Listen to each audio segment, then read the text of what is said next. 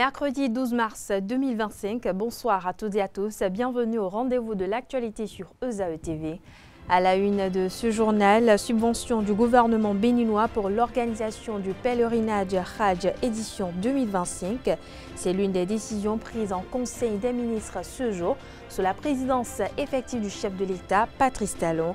Vous suivrez dans ce journal le point des autres décisions prises au cours de cette session hebdomadaire. Renforcement de la coopération entre le Bénin et le Brésil. Le ministre brésilien Mauro Vieira des Relations extérieures a échangé ce mardi avec le chef de l'État Patrice Talon et le chef de la diplomatie béninoise Olusegun Ayadi Bakari. Au menu des échanges, le renforcement des liens culturels et économiques, le compte-rendu des séances d'échange respectives dans cette édition. Hors de nos frontières, au Togo, le pays affiche sa volonté de rentrer dans l'Alliance des États du Sahel AES. Le ministre des Affaires étrangères du Togo, Robert Doucet, l'a annoncé ce mardi à travers une publication devenue virale sur le réseau social Facebook. Des précisions dans ce journal.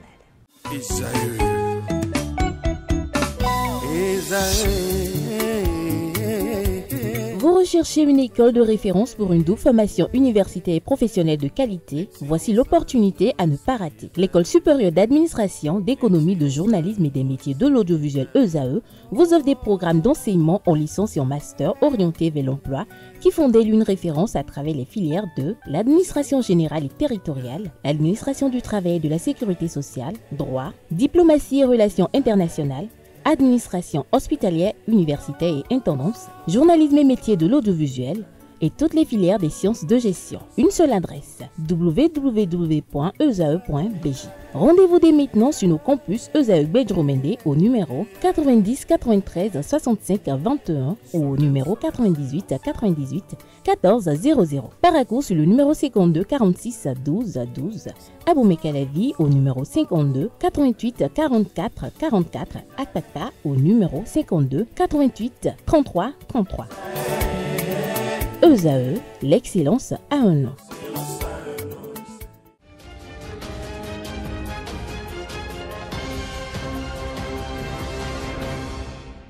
À nouveau, bonsoir. Merci de nous préférer pour vous informer.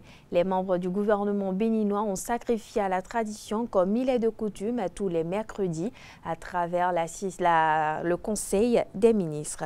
Tenu sous l'égide du chef de l'État Patrice Talon, chef du gouvernement et président de la République, d'importantes décisions ont été prises.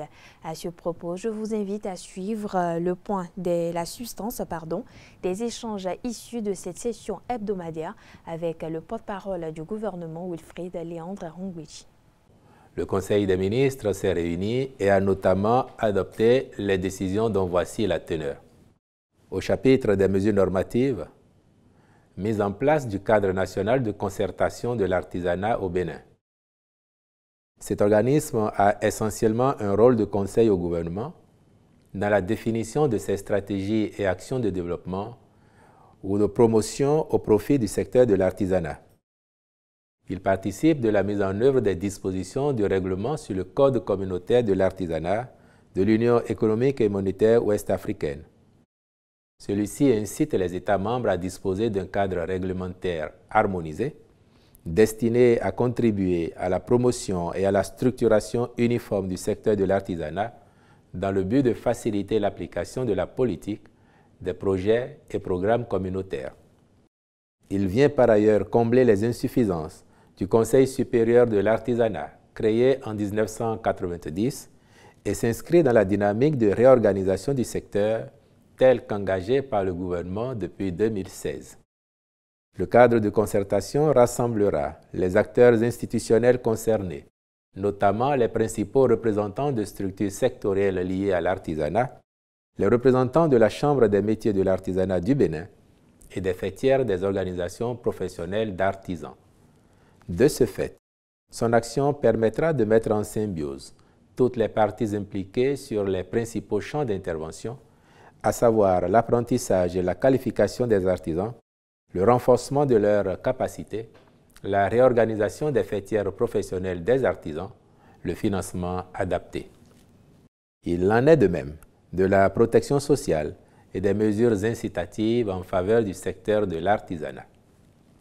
Au titre d'autres mesures normatives, ont été adoptés les décrets portant nomination des commissaires aux comptes titulaires et suppléants près des agences de sauvegarde de la culture et près la société de production audiovisuelle SOPA SA.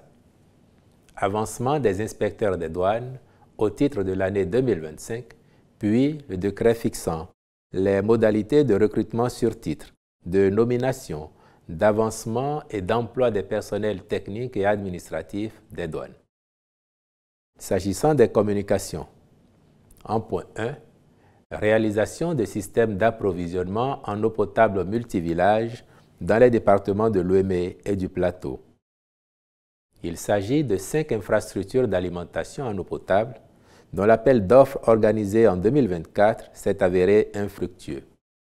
C'est pour surmonter cette difficulté et favoriser la fourniture, à terme, de la ressource en eau aux populations à impacter que le Conseil a marqué son accord en vue de la contractualisation avec une entreprise spécialisée afin de rattraper le retard engendré par la non-attribution du lot visé. Les ministres concernés accompliront les diligences nécessaires pour la conclusion et l'exécution du marché dans le délai contractuel de 18 mois. En point 2, renforcement des systèmes d'alimentation en eau potable des villes de Savalou et Banté. Les principaux travaux à réaliser sont, pour la ville de Savalou, fourniture et pose de 38 100 mètres linéaires de conduite de refoulement d'eau traitée de Glazoué à Savalou. Construction d'une bâche de mise en charge intermédiaire de capacité 200 mètres cubes et d'une station de reprise. Fourniture et pose de 80 100 mètres linéaires de conduite de distribution pour le renforcement et l'extension du réseau de distribution d'eau de Savalou. Équipement et raccordement aux installations de traitement de l'eau, des forages existants et des nouveaux forages par la pose des conduites d'une longueur totale de 44 750 mètres linéaires. Construction d'un réservoir au sol de capacité 500 mètres cubes pour l'étage bas de Savalou et un réservoir sur tour de 10 mètres et de capacité 500 mètres cubes. Fourniture et installation d'un système de télégestion. Pour la ville de Banté, réhabilitation des 2 forages existants et équipement et raccordement des 3 nouveaux forages. Fourniture et pose de 9000 mètres linéaires de conduite pour le raccordement et l'adduction d'eau des nouveaux forages. Fourniture et pose de 29 600 mètres linéaires de conduite pour le renforcement et l'extension du réseau de distribution d'eau. Construction d'un réservoir au sol sur colline de capacité 200 mètres cubes. Fourniture et installation d'un système de télégestion. Au regard de l'importance des ouvrages à réaliser, le Conseil a marqué son accord en vue de la contractualisation avec des groupes spécialisés aux fins de les conduire, d'en assurer le contrôle et la surveillance. En point 3, mission de maîtrise d'œuvre complète des travaux d'aménagement d'infrastructures touristiques à Alada. Ceci porte d'une part sur la construction de la maison de promotion des patrimoines et de développement du tourisme d'Alada, puis d'autre part sur l'aménagement de la place Toussaint-Louverture. En effet, face au redimensionnement des programmes architecturaux de ces 2 projets, la suspension des travaux et la résiliation des contrats des entreprises et du maître d'œuvre étaient devenues nécessaires en vue de leur reprise totale, conformément aux nouvelles orientations du gouvernement. C'est donc dans ce cadre que les présentes missions de maîtrise d'œuvre complète sont confiées à des cabinets spécialisés, sélectionnés qui devront les réaliser selon les normes et standards requis. En point 4, subvention de l'État pour l'organisation du pèlerinage à la Mecque, Hajj, édition 2025. Dans le but de garantir aux pèlerins de notre pays la qualité des prestations pendant leur séjour sur les différents sites en Arabie Saoudite, le gouvernement a réclamé que soit mis en place un certain nombre de commodités relatives à la sécurité, l'hébergement, la restauration et le transport urbain. Ainsi, Ils bénéficieront d'un meilleur confort pendant leur séjour, s'agissant du logement, de même que des services de la catégorie B au lieu de D sur les sites de Mina et de Arafat. Sont en outre concernés le logement à la Mecque et à Médine, la restauration en ces lieux, le transport par bus pour les trajets nécessaires au rite du Hajj, les prestations des guides et diverses autres convenances, compte non tenu des questions de visa et d'assurance. La prise en compte de l'expression de ces besoins a nécessité des ressources complémentaires que l'État prend en charge afin de permettre aux pèlerins de ne pas débourser plus que l'année dernière et au fin de susciter, entre autres, la participation d'un plus grand nombre de fidèles musulmans à l'accomplissement de ce pilier fondamental de l'islam. C'est pourquoi le Conseil s'est prononcé favorablement pour une subvention d'un montant de 710 649 400 francs CFA au profit de l'organisation du pèlerinage. En point 5, contractualisation pour l'acquisition, l'installation, l'exploitation et la maintenance d'équipements solaires dans le cadre de la mise en œuvre de la phase pilote du projet de lanterne solaire dans les écoles primaires publiques au Bénin. Ce projet écologique s'inscrit dans le cadre de la sauvegarde de l'environnement et de la réduction de l'émission des gaz à effet de serre. Il permettra de mettre à la disposition des apprenants des écoles bénéficiaires des lanternes solaires rechargeables. En cette phase pilote, il impactera 9 écoles situées en zone rurale pour offrir de meilleures conditions d'études aux écoliers. Sa généralisation pourra ensuite être envisagée en fonction des résultats qui en découleraient. Aussi, le Conseil a-t-il autorisé la présente contractualisation, puis instruit les ministres concernés de veiller à sa bonne conduite. En point 6, mise en œuvre des transferts monétaires conditionnels aux filles bénéficiaires du projet Suède sur la période de janvier à juin 2025. Après 5 ans de mise en œuvre, le dit projet est arrivé à terme le 31 décembre 2024. Entre-temps, pour l'année scolaire 2024-2025, il a permis de fournir aux filles bénéficiaires 33 000 kits scolaires en septembre 2024. Grâce à cet apport en ressources financières, il a été observé que le taux d'achèvement des cours par les apprenantes bénéficiaires est de 97% en moyenne.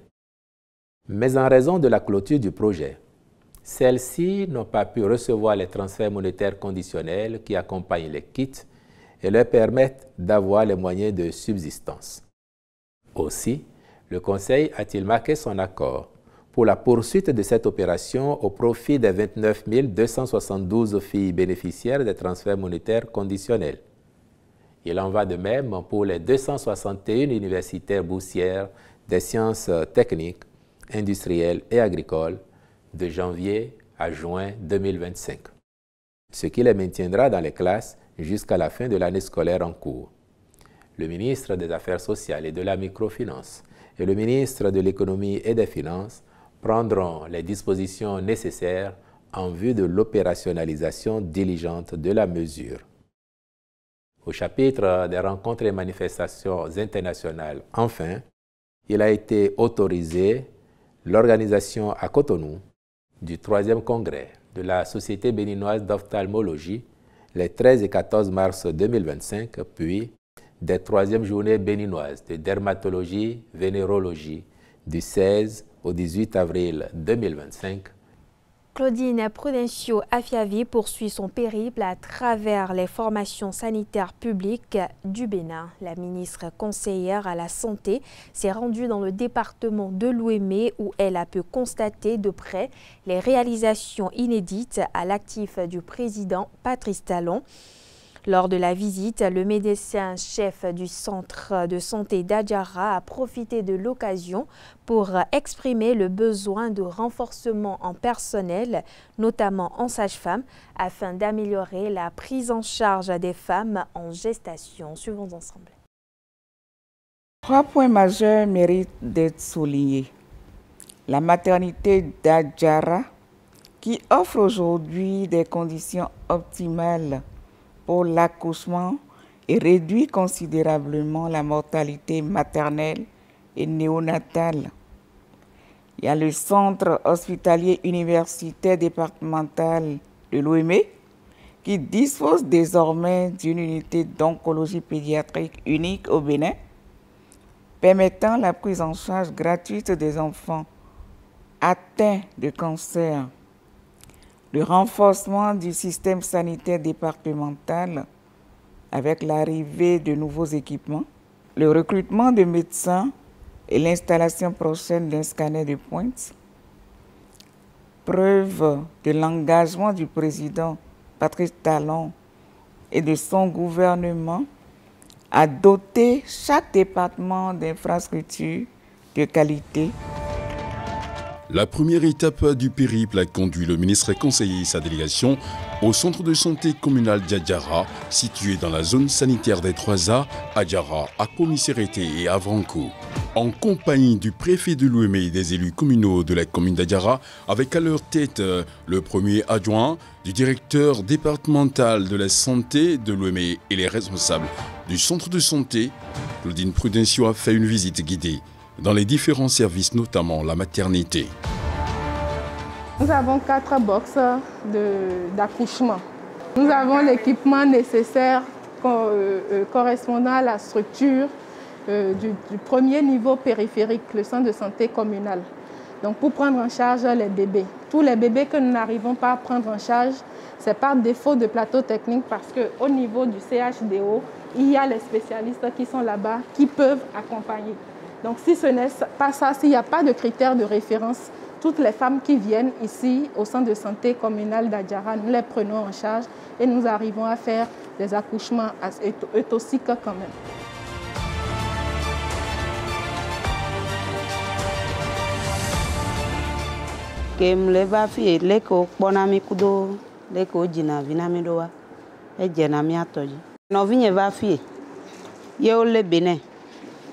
Sinon, et que njina sans attaquer njinali.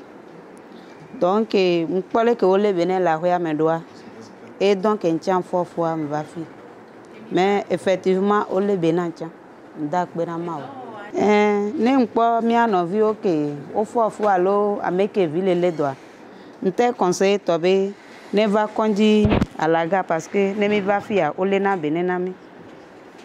Ça il faut un moment on a quand il y a miadio au pona miadio nyore ke jedo eta zombo tronse membo wana de ye azon wi wa fiton mendo we zombo tronse membo wa on azon wi wa lo e mando problème en tant que tel labor wi wa chelo no honwezu kaka no du de jijan e on ka mondo azon lo me bo jacho we zombo wa ndo nde do azon ton enyon alo azon de pobo na vo wale ndo nde gbawo oto ndo de susupo yi ma odo do nde yi me do gbelo bi odo do nde do e basi azon na me da alo kone. Nous avons bénéficié d'une ambulance dans la commune d'Adjara. Nous avons bénéficié d'une ambulance dans la commune d'Adjara. En plus de ça, le matériel informatique. Nous avons bénéficié dans le département 70 ordinateurs de table que nous avons positionnés dans toutes les zones sanitaires et les communes. Donc, tous les centres de santé de communes ont bénéficié de matériel informatique. Nous avons plusieurs femmes. La fréquentation est très forte par moment et donc il y a des femmes qui viennent. Nous ne pouvons pas les retourner passer une certaine heure. Donc nous acceptons toutes les femmes qui viennent, peu importe l'heure, pour faire les consultations prénatales. Parce que le revers également, c'est que si elles partent, elles ne reviennent plus dans le centre de santé à cause du mauvais accueil qu'elles vont dire. Or, c'est parce qu'il y a des limites. Donc nous ne fixons pas d'heure, nous prenons toutes les femmes. Mais quand nous prenons toutes les femmes et qu'il y a à la fois accouchement, qu'il y a les cas pathologiques à prendre en charge, c'est la même sage-femme qui est de garde qui assure à la fois l'accouchement, les cas pathologiques et qui doit prendre les consultations prénatales. Donc, dans ces cas-là, nous demandons aux femmes de bien vouloir prendre patience et la sage-femme part au plus pressé, l'accouchement, ensuite les cas pathologiques avant de retourner aux consultations prénatales. Donc, on leur demande de patienter. Donc pour les ressources humaines, là, si on doit exprimer un besoin, c'est de doter le centre de santé communal d'un peu plus de sages-femmes. Toujours dans le même registre, après une visite guidée au centre de santé communal d'Adjara, accompagnée du préfet de l'Ouémé, Claudine Afiavi-Prudencio s'est rendue au centre des jeunes et loisirs de la commune.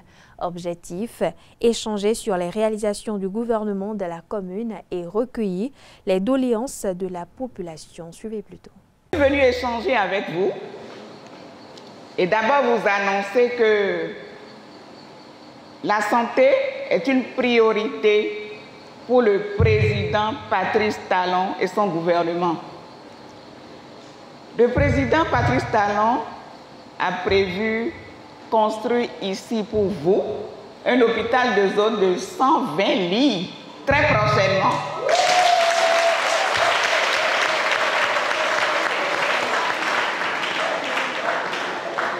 Les études architecturales sont en cours et l'hôpital va démarrer dans quelques semaines seulement.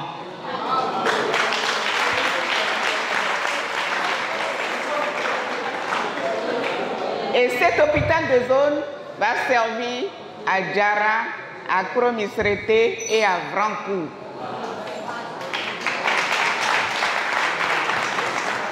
Mes frères et sœurs, chers sages, le président Patrice Talon, depuis 2016, a ouvert des chantiers dans notre pays.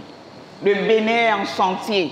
Depuis très longtemps, nous avions soif de parler à l'autorité, de lui exprimer notre profonde gratitude et surtout pour qu'il lise sur nos visages le soulagement qu'il nous a procuré grâce à des multiples actions dans le secteur crucial de la santé et tous les autres.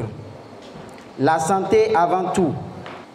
Avec le gouvernement du nouveau départ, même l'aveugle a vu que l'attention qu'il faut a été accordée à ce secteur de l'épanouissement de la population. En témoignent les réformes audacieuses de notre leader, le président Patrice Talon, sur les plans du renforcement en qualité et en quantité des ressources humaines qualifiées dans le domaine de la santé, de l'amélioration du plateau technique dans nos formations sanitaires et l'érection de multiples infrastructures de soins de santé, de l'accès plus facile, rapide et équitable aux soins de la santé pour toute la population grâce au projet ARCH, de la prévention des maladies grâce au déploiement des relais communautaires au chevet des populations.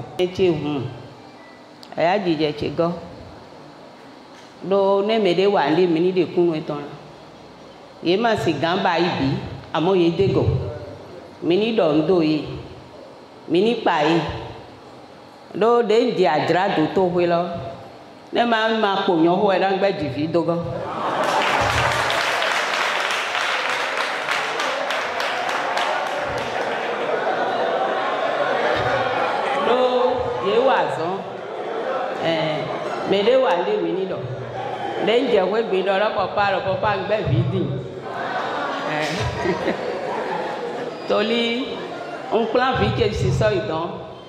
On s'en boit on doit draguer ouais. Et là, on doit dévo sortir. Pour le poteau pam pam pam.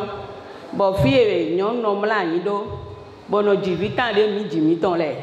O pledi. Bon kon amodi.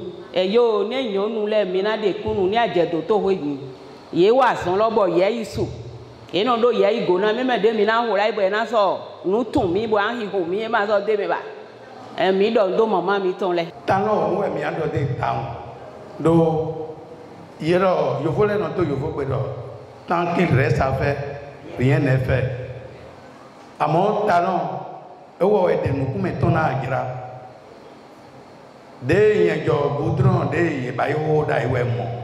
À mon goudron lo ma goudron de beton mo santé de gile. Bon, ma ou ba ibo ene o fait bon ye grade bo do presse. Bon talon wa e wa doser goudron na. Mi don de ba ou. E ma yemi. Goudron to goudron e ba yi. L'idée est centre de santé au dehors de Yézan quoi de frein.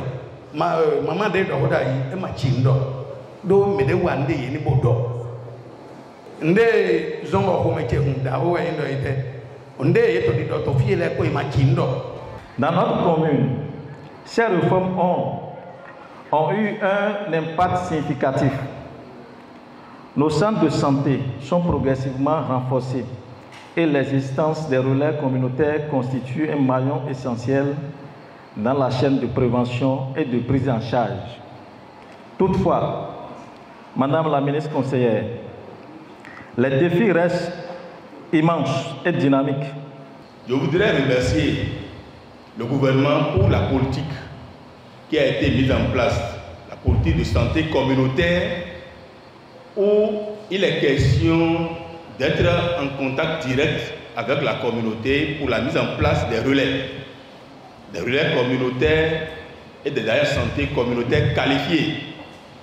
Cela constitue vraiment un couloir pour les agents de santé et pour tout problème, toute intervention au niveau de la communauté. Nous avons plus la facilité maintenant d'atteindre nos cibles. Votre présence ici témoigne de l'importance que vous accordez à la santé de nos populations et au travail acharné de ceux qui œuvrent sans relâche pour améliorer les conditions de vie de nos communautés. Comme le disait Paul Farmer, la santé est un droit et les relais communautaires sont les champions de ce droit au sein de leur communauté. On parle diplomatie à présent. Je l'annonçais d'ailleurs au sommaire de cette édition. En visite au Bénin, le ministre brésilien des Affaires et des Relations extérieures, Mauro Vieira, a tenu une séance d'échange ce mardi 11 mars 2025 avec le chef de l'État béninois Patrice Talon et le ministre des Affaires étrangères Olusegun Ajadi Bakari. Au menu des échanges, le renforcement des liens culturels et économiques. Entre autres sujets au cœur des échanges, une invitation par le chef de l'État béninois à la COP 30 qui se tiendra du 10 au 21 novembre 2025 au nord du Brésil. Des précisions sur l'ensemble des échanges dans cette capsule vidéo réalisée par la présidence de la République. Mai 2024, Brasilia.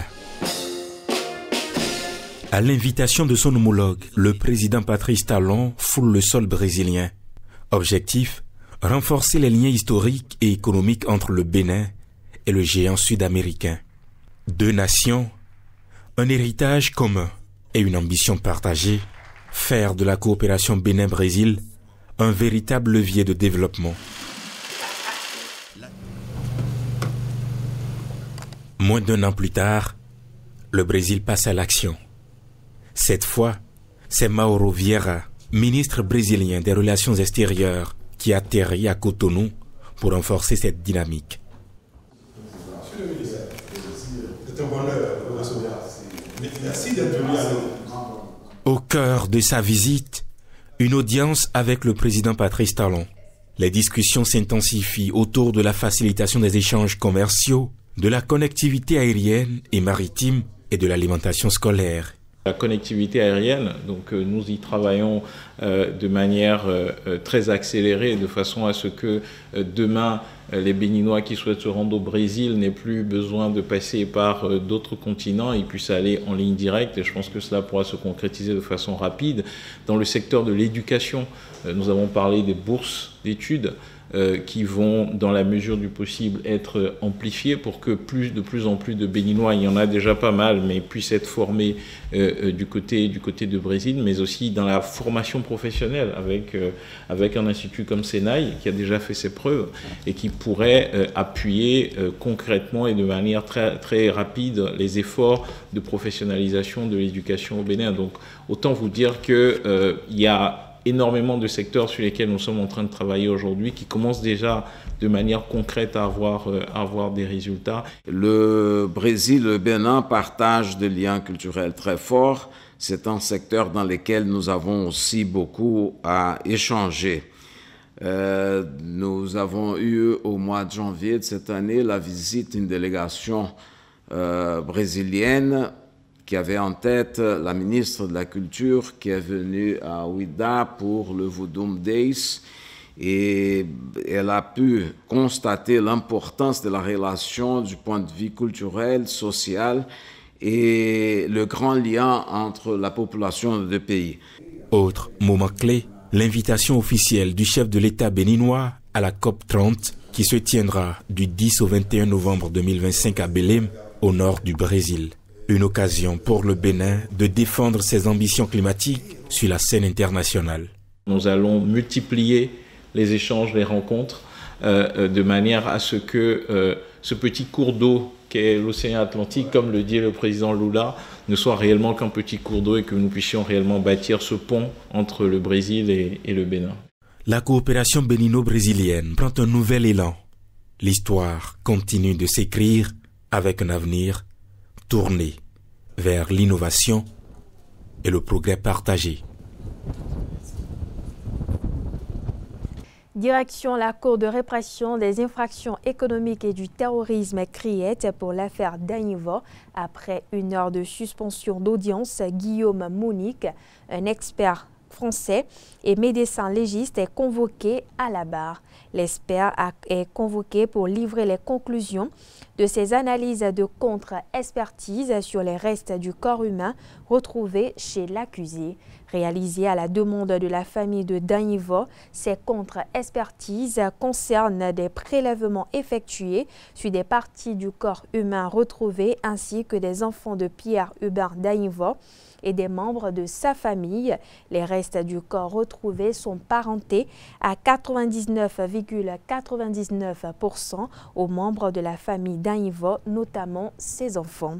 Interrogé par le ministère public ainsi que la partie civile, l'expert a précisé que ce pourcentage, autant pour moi, permet d'affirmer que le corps présenté comme celui de Dagnivo est parenté à sa famille. Il confirme que c'est bien le corps du disparu Pierre Hubert Dagnivo.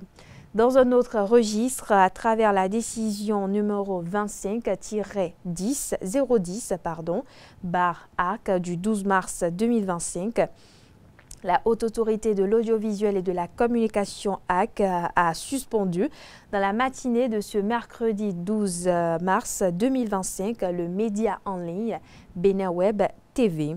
Par cette même décision, la carte de presse du promoteur en la personne de Paul Arnaud Téguénon a été retirée par l'instance de régulation des médias. Dans le reste de l'actualité, l'ancien président béninois Nicéphore Soglo est revenu sur la situation des libertés publiques sous le régime de Patrice Talon, abordé dans ses mémoires, et plaide pour la libération des prisonniers politiques et le retour des exilés.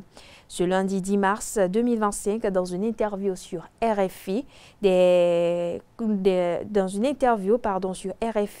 l'ancien président a de nouveau confirmé ses propos, ce qui suscite de vifs commentaires et réactions au sein de l'opinion publique. À ce propos, Agapite Napoléon Maforican nous fait une analyse politique de ses propos au micro de Quentin Amousso. On regarde.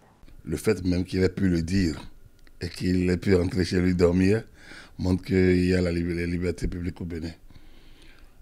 Là où il n'y en a pas, il n'aurait pas eu cette chance de retourner chez lui et de dormir en paix. Je pense qu'il y en a qui jouissent de cette liberté et qui sont les premiers à dire qu'il n'y en a pas. Heureusement que ceux qui parlent comprennent ce qu'ils veulent dire. En fait, ils veulent quelque chose qu'ils n'ont pas. Il y a des gens qui sont en prison, qu'ils ne veulent pas voir en prison. Rikia et Ayevo, qui sont les noms qu'il a cités, sont des amis, des frères, des mamans, des pères, des mères, des gens. Donc, Personne ne veut bien les voir en prison. Personne ne peut être heureux. Mais au même moment, il se fait que la justice du pays leur a reproché des choses et les a envoyés en prison. De deux choses l'une. Soit Michel Soglo est au-dessus de la justice du Bénin, tout comme tous les autres. Soit notre justice est au-dessus et on continuera à travailler sur les leviers qui pourraient permettre à ceux dont il a cité les noms de retrouver la liberté sous d'autres formes. Oui, on a l'impression qu'il y a une action synchronisée de dire les mêmes choses. Batoko a parlé, Olo a parlé, Mbedji a parlé. Et pourtant, ça n'a jamais été, la situation des droits de l'homme n'a jamais été pire aujourd'hui qu'hier. Et peut-être que le président Soglo a oublié les conditions dans lesquelles il a quand même fini le pouvoir. Son pouvoir de 6 ans, le premier de la transition, mais surtout les 5 du quinquennat. La question de la Tabor, la répression contre certains militaires du nord du pays. Il y a des situations de gestion du pouvoir que lui peut expliquer et qui n'a hélas pas expliqué dans son livre. Mais que d'autres peuvent expliquer, qu'on comprenne, parce que c'est lui qui a le pouvoir des contraintes dans la gestion. Et puis on parle religion à présent. L'ONG Secret de la Sagesse Islamique a démarré dimanche dernier la 6e édition de sa série de prêches islamiques pour le compte du mois de Ramadan. C'était à la place Idi d'Agblongodon autour du thème « L'impact de l'argent sur la foi en Dieu ». Le point dans cet élément signé Francis Ola Farami. L'impact de l'argent sur la foi en Dieu, c'est le thème sur lequel a été animée la première conférence de la 6e édition de la série de prêches islamiques organisée par l'organisation non gouvernementale Secret de la Sagesse Islamique. Une conférence qui s'inscrit dans le cadre du mois de Ramadan. Il a été dit, celui qui parvient à rencontrer ce mois et il n'a pas pu être pardonné, que celui-là, c'est le vrai perdant. C'est vrai, tout être humain aujourd'hui sur cette terre a besoin de moyens. L'argent aussi est un instrument de moyens. Nous avons besoin de l'argent pour subvenir à nos besoins. Cependant, est-ce que l'argent et la foi riment?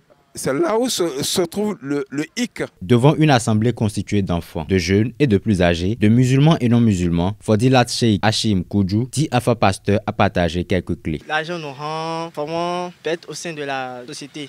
Donc il nous a donné en quelque sorte quelques mots-clés. Quand on a l'argent, qu'est-ce qu'il faut faire? Et quand on n'a pas aussi, qu'est-ce qu'il faut faire? Le dimanche prochain, un autre alpha sera invité et lui, il va continuer là où notre alpha pasteur s'est arrêté aujourd'hui. Et lui, il va nous parler maintenant de ce qu'un alpha doit faire. Est-ce que c'est possible, c'est bien, si un alpha peut travailler, un alpha qui enseigne les enfants, je vois, qui dirige une communauté, est-ce que c'est bien pour lui de travailler, de faire quelque chose d'autre qui peut lui remporter de l'argent? Est-ce que c'est bon qu'un alpha ait une source de revenu? Cette conférence vient ouvrir la série de l'édition 2025 des 4 conférences prévues pour le mois de Ramadan. Le dimanche prochain, l'Assemblée va accueillir Fodilat Sheikh Tamamdine Kitoyi. On parle société à présent. Un jeu de hasard est un jeu dont le déroulement est partiellement ou totalement soumis à la chance. Celle-ci peut provenir d'un tirage ou d'une distribution de cartes ou d'un jet de dés et parfois ou encore d'un match de sport. Si pour certains c'est un cercle vicieux dont on ne sort jamais une fois entamé, pour d'autres il peut changer la vie du joueur. Interrogés sur le sujet, quelques citoyens répondent à cette interrogation et apprécient l'engouement des jeunes face à ce type de jeu. Suivons-en quelques-uns ici au micro de Francis Ola Farami.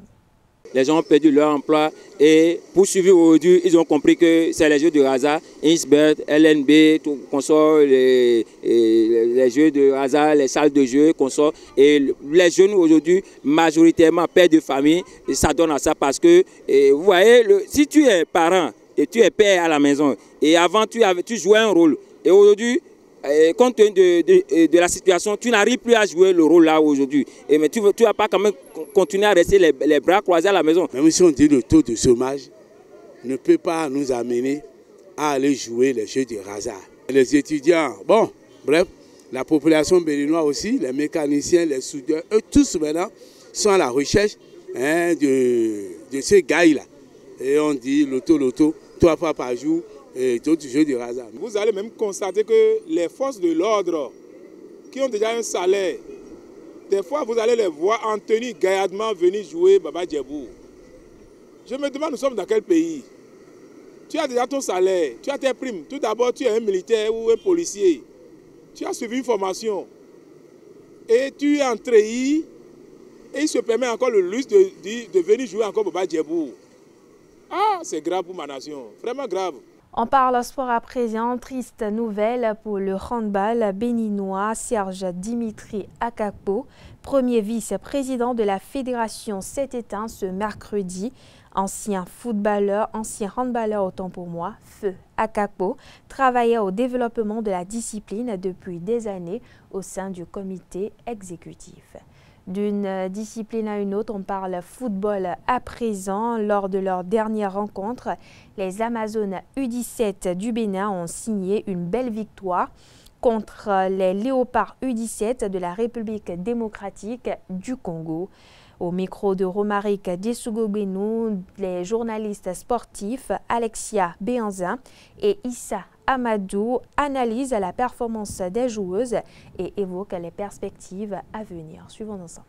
Ce qu'on espérait, c'est que nos U17 jouent, qu'elles ne se mettent pas de barrières, qu'elles ne se disent pas, qu'elles n'aient pas de contraintes, qu'elles n'aient pas peur, et plutôt qu'elles jouent, qu'elles n'hésitent pas à être offensives, à aller de l'avant, à marquer des buts. Voilà. Et c'est ce qu'elles ont fait, elles ont été décisives, voilà, ça a payé avec une belle victoire, une belle avance.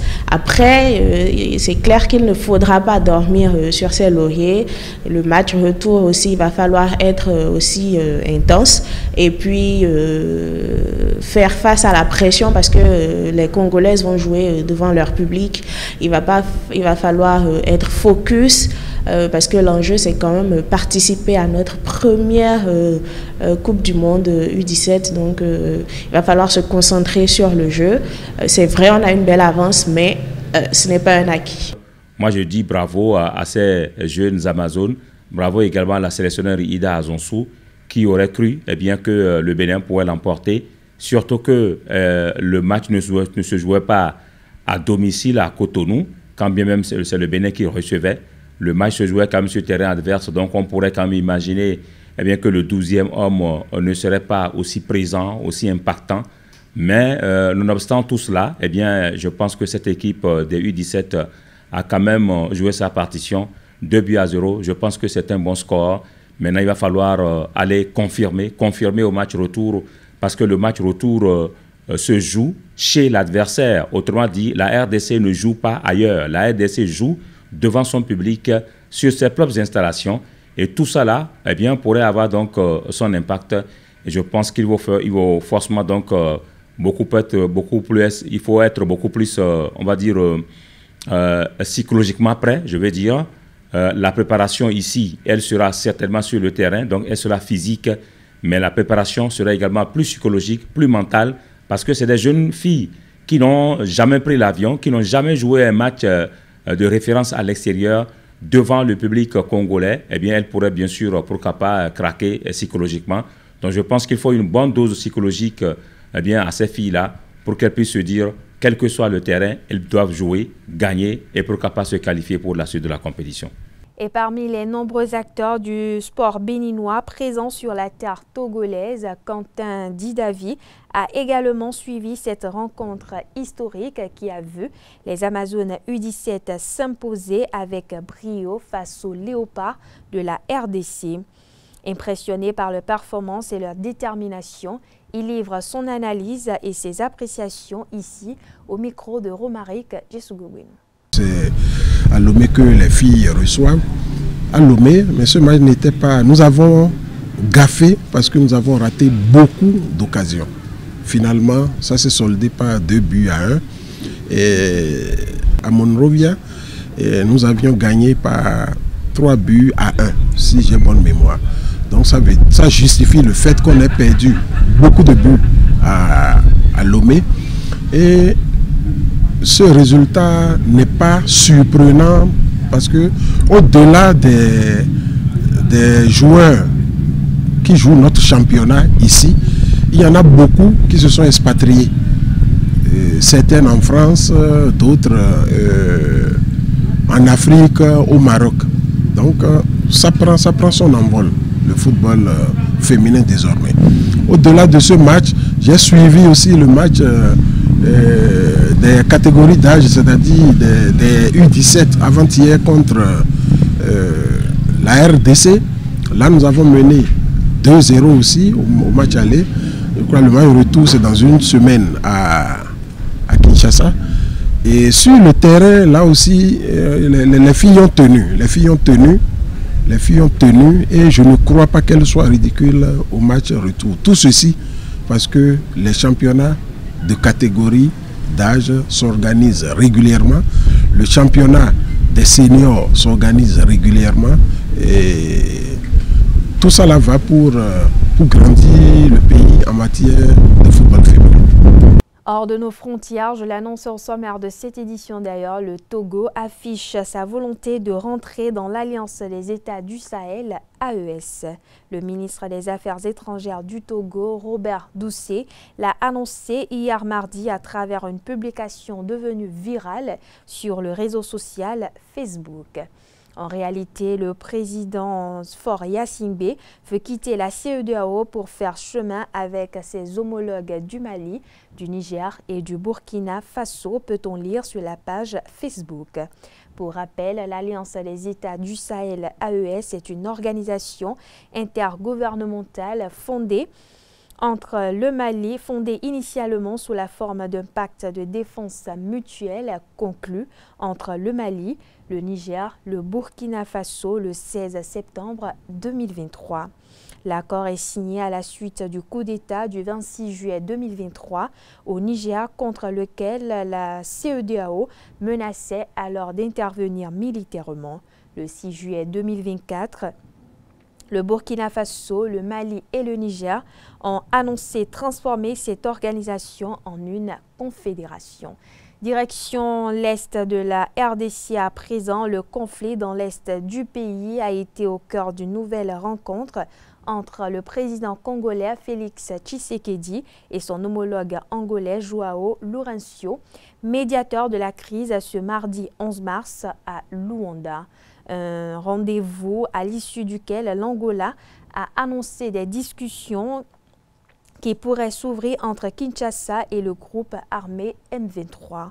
À l'issue d'un tête-à-tête à Luanda entre les deux présidents, la présidence angolaise a expliqué sur les réseaux sociaux qu'elle allait établir des contacts avec le M23 afin que les délégations de la RDC et du M23 mènent des négociations directes à Luanda dans les prochains jours en vue de négocier une paix définitive dans ce pays frère. Notons que cette annonce angolaise intervient à la veille de deux événements importants, notamment un sommet de la région d'Afrique australe consacré à la RDC ce mercredi 12 mars 2025 d'une part et d'une nouvelle réunion du Conseil de sécurité des Nations Unies consacré au conflit dans l'Est de la RDC le 4 avril prochain. On termine par la Guinée. On assiste peut-être aux premières sanctions suite à la bousculade meurtrière du stade de Nzerekore. Dans la soirée du lundi 10 mars 2025, le gouvernement a annoncé le limogeage et la mutation de 3 responsables civils et militaires de la région. Une décision qui est intervenue quelques heures seulement après le dépôt d'une plainte par les familles des victimes. L'annonce a été faite par un arrêté du ministère de l'administration territoriale. Dans la même séquence, le ministère annonce que le gouverneur et le préfet de Nzerekore, tous deux militaires, opèrent pour leur part un jeu de chaises musicales avec leurs homologues de 2 autres régions. Des décisions qui coïncident avec le dépôt de la plainte de 98 familles de victimes qui accusent les hiérarchies militaires et civiles locales d'une quinzaine d'infractions, dont meurtre, homicide volontaire et recel de cadavres. Pour rappel, le 1er décembre 2024, le stade archi-saturé de Nzerekore a été le théâtre d'un violent mouvement de foule après des tirs de gaz lacrymogène lors de matchs de foot organisés en soutien au général Mamadi Doumbouya. Le nombre de victimes s'élève à 56 morts selon le bilan officiel, bien plus du double, au moins 140 selon les enquêtes des ONG locales. Voilà, chers internautes, c'est sur cette actualité que prend fin cette édition. Merci de l'avoir suivi, merci de votre fidélité. Excellente soirée en compagnie de nos programmes sur EZAE TV.